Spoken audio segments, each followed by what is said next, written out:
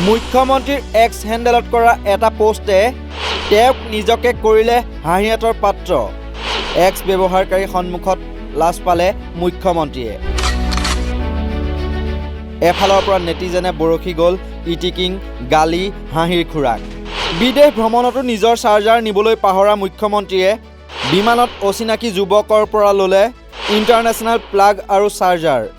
তাৰ পাছতেই টোপনি নামাৰোঁ বুলি ফিতাহী মৰা মুখ্যমন্ত্ৰীৰ আহিল আকৌ দুৰ্ঘোৰ টোপনি। তেতিয়াই মুখ্যমন্ত্ৰীৰ পৰা প্লাগ চাৰ্জাৰ নোলোৱাকৈ ডুবাইত বিমানৰ পৰা নামিল যুৱকজন। এই সন্দৰ্ভত মুখ্যমন্ত্ৰীয়ে এক্সৰ হেণ্ডেলত লিখি কয়, আজি পুৱা মই দিল্লীৰ পৰা ডুবাইলৈ এমিৰেটছৰ বিমানেৰে যাত্ৰা কৰিছিলোঁ, য'ত এজন দয়ালু যুৱ ভদ্ৰলোকে মোক তেওঁৰ ইণ্টাৰনেশ্যনেল প্লাগ আৰু চাৰ্জিং কেবল কিছু সময়ৰ বাবে ব্যৱহাৰ কৰিবলৈ দিলে।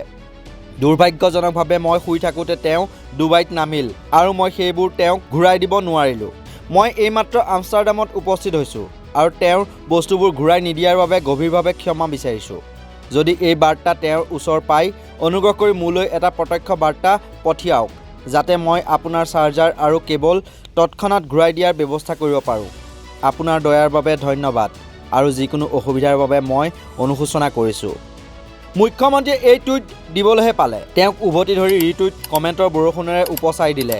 এজনে লিখিছে, ছাৰ আপুনি আপোনাৰ ফোন সোনকালে পৰীক্ষা কৰক। মই ক'ব খোজোঁ আপুনি ফোনটো সলনি কৰক সোনকালে। কল, মেছেজ, ডাটা সকলো ডিলিট কৰক। মুখ্যমন্ত্ৰী হিমন্ত বিশ্ব শৰ্মাই মিছা মাতিছে নেকি? সেয়াও গ্ৰকক সুধি চাই এজনে লিখিছে, এইটো বাস্তৱিকতে সত্যনে? দিল্লীৰ পৰা ডুবাই হৈ আমষ্টাৰডামলৈ কোনো সংযোগী বিমান আছেনে, য'ত দিল্লীৰ পৰা আমষ্টাৰডামলৈ যাত্ৰীসকলৰ কোনো নমাৰ বাবে প্ৰয়োজন নাই? যদি আছে তেন্তে ফ্লাইট নাম্বাৰটো দিয়ক। কাহিনীটো ভাৰতৰ GDPৰ দৰে সত্য বুলিও উল্লেখ কৰি এজনে লিখিছে, দিল্লীৰ পৰা আমষ্টাৰডামলৈ একেখন বিমান নচলে। আপুনি এখন প্লেনৰ পৰা নামি অন্য এখন প্লেনতহে যাব পাৰিব আমষ্টাৰডামলৈ। তেন্তে আপুনি কেনেকৈ শুই থাকিব পাৰিলে? এইগৰাকীয়ে খং কৰি লিখিছে, আপুনি কেনেকুৱা মুখ্যমন্ত্ৰীহে? আনকি বিদেশ ভ্ৰমণ কৰাৰ সময়ত চাৰ্জাৰ এডালো লগত নিয়াৰ পৰিকল্পনা কৰা নাই, লগতে তৎক্ষণাত ঘূৰি আহিবও নোৱাৰে। বাছেৰে যাত্ৰা কৰাৰ দৰে কাহিনী কৈছে আপুনি। অসমৰ ৰাইজে কঠিন সময়ৰ সন্মুখীন হ'ব। অন্য এগৰাকীয়ে মুখ্যমন্ত্ৰীক উপদেশ দি লিখিছে, আপুনি আপোনাৰ নিৰাপত্তা নিজেই খেলিমেলি কৰিলে। আনৰ কেবলৰ দ্বাৰা আপোনাৰ ফোন চাৰ্জ কৰাটো আটাইতকৈ ভয়ংকৰ কামবোৰৰ ভিতৰত এটা। আপুনি নাজানে কাৰ উদ্দেশ্য কি, গতিকে আপোনাৰ ফোনটো কেতিয়াও আন কাৰোবাৰ কেবলেৰে চাৰ্জ নকৰিব। ফোনৰ নিৰাপত্তাৰ লগতে গোপনীয়তাৰ ক্ষতি হ'ব পাৰে, আপোনাৰ ব্যক্তিগত ডাটাৰ গোপনীয়তা আৰু বহুতো। এগৰাকীয়ে আকৌ ৰিটুইট কৰি লিখিছে, এক্সৰ বহু লোকে যিকোনো শ্ৰেণীৰ ভ্ৰমণৰ যিকোনো বিমানত টেক অফ আৰু লেণ্ডৰ বাবে অনুসৰণ কৰা পদ্ধতিসমূহ জানে।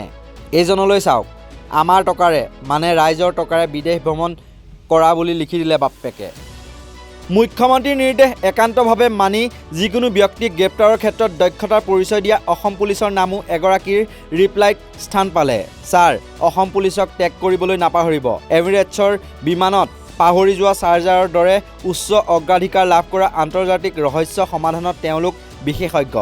মই নিশ্চিত যে তেওঁলোকে বাকী সকলো কাম বাদ দি আপোনাক কেৱল ধাৰলৈ দিয়া ভদ্ৰ লোকজনৰ বাবে গ্ল'বেল মেনহাণ্ট আৰম্ভ কৰি দিব। এইগৰাকী এক্স হেণ্ডেলকাৰীয়ে আকৌ চাৰ্জাৰৰ সলনি ৰাইজৰ শান্তি ঘূৰাই দিবলৈহে মুখ্যমন্ত্ৰীক আহ্বান জনালে। ইছলামিক দেশৰ বিমানত যাত্ৰা কৰিবলৈ মুখ্যমন্ত্ৰীক কিছু লজ্জাবোধ কৰিবলৈও ক'লে এজনে। ভক্তসকলৰ বাবে এটা কাহিনীৰ সৃষ্টি কৰিলে নেকি মুখ্যমন্ত্ৰীয়ে? এই কথা উল্লেখ কৰি এইজনৰ মন্তব্য, যি মানুহে নিজৰ চাৰ্জাৰ লগত কঢ়িয়াই নিব নোৱাৰে তেওঁ ৰাজ্য কেনেকৈ চলাব? তেওঁ ৰাজ্য চলাব নোৱাৰে। এইজনে আকৌ খঙত টিঙিৰি তোলা হৈ কৰদাতাসকলৰ ধন এনেকৈ ঘূৰাই বিচাৰি টুইট এটা কৰিবলৈ মুখ্যমন্ত্ৰীক দাবী জনালে। এজনে আকৌ ইটিকিং সূচকভাৱে লিখিছে, এমিৰেটছৰ বিজনেছ ক্লাছত আপোনাৰ ন্যূনতম সুবিধা যেনে চাৰ্জিং পৰ্ট আৰু কেবলৰ আনুষংগিক বস্তু থাকিবই লাগিব। মই জানো, আপুনিও সেই কথা জানে। অৰ্থাৎ মই বুজাই নিদিলেও বুজিলে নহয় কি ক'ব খুজিছে এইজনে। আৰু বহু প্ৰতিক্ৰিয়া আছে, আপুনি নিজে মুখ্যমন্ত্ৰীৰ এক্স হেণ্ডেলত গৈ কমেণ্টবোৰ পঢ়ি ল'ব। কিন্তু এনেদৰে এতিয়া মুখ্যমন্ত্ৰীয়ে এক্স হেণ্ডেলত টুইট কৰাৰ পাছতেই এতিয়া তেওঁক উভতি ধৰি জঁপিয়াই পৰিছে বহু নেটিজেন।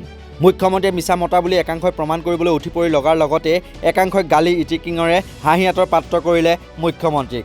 বোলো অ' হৰি অ' ৰাম, বিদেশ ভ্ৰমণত চাৰ্জাৰ লগত নিবলৈ পাহৰা মুখ্যমন্ত্ৰীৰ অসমত আছে জানো কিবা কাম?